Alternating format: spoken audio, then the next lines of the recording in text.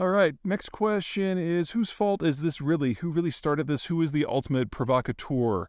From my point of view, that's a pretty straightforward question, but let's look at it from the other side real quick, because we do have a number of people in the United States who are just parroting blindly and brainlessly Russian propaganda.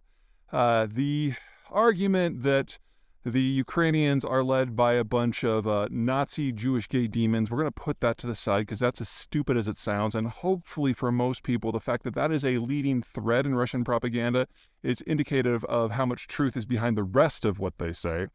But let's focus on something a little bit more substantive, the idea that NATO has been very aggressive with the Russians since the end of the Cold War, and it's ultimately NATO's fault, and specifically the United States' fault, that Ukraine is in the position that it is today, and the Russians have to do this for defensive purposes.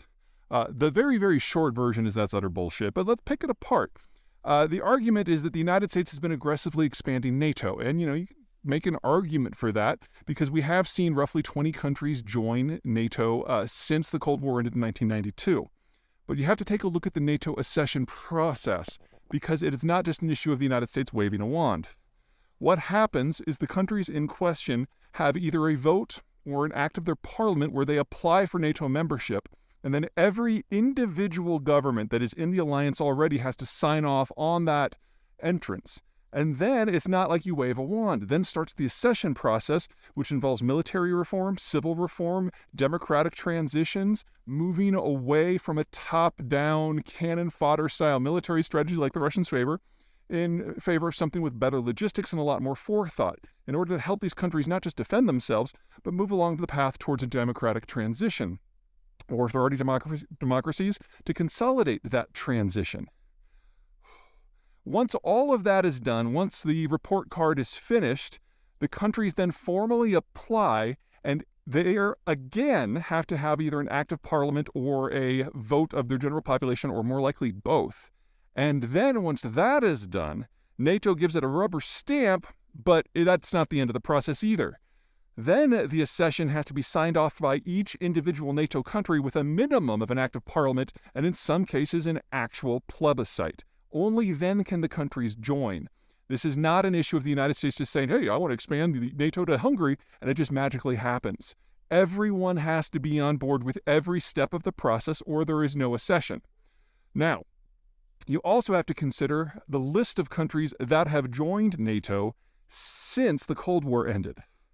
Estonia, Latvia, Lithuania, Poland, Romania, Bulgaria, the Slovak Republic, the Czech Republic, Hungary, Macedonia, or North Macedonia now, Albania, and future accession targets are potentially Ukraine, Georgia, and Azerbaijan.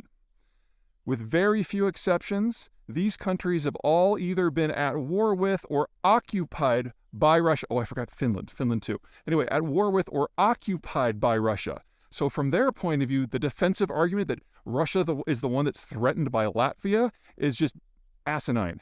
So that's kind of piece one. Piece two is what actually happened in the early days of the war. Starting in 2020 and 2021, Vladimir Putin and the Russian government in general started talking about the Ukrainians as not really existing, that they were a made-up ethnicity designed by the Nazis or by the Americans simply to put a thorn in Russia's side. And as such, it was Russia's manifest destiny to reclaim lands that were once it. And as the time went on, the number of territories that were traditional Russian territory, according to this propaganda, expanded to include most of the countries that have joined NATO since 1992. And then by the time we got to December of 2021, the Russians started moving tens of thousands of troops onto Ukraine's borders. And by the time we got to January and early February, we had over 100,000. By the time we got to February 22nd, the day that troops crossed the border, we were at probably about 130,000. On the 22nd, over 70,000 troops crossed from the Russian territories into the occupied Ukrainian territories, and we all of a sudden had a mass mobilization in Belarus as well. And then on the 24th, forces crossed from Belarus south and from those occupied territories in the east, further west into Ukraine proper. And never forget that this is not the first war between Russia and Ukraine since 1992. In 2014, the Russians flat out invaded the Donbas territory in the east and also captured Crimea in the south. So anytime somebody tells you that this war is someone's fault other than Russia, you can tell them to go screw themselves because you're smarter than that. Next question.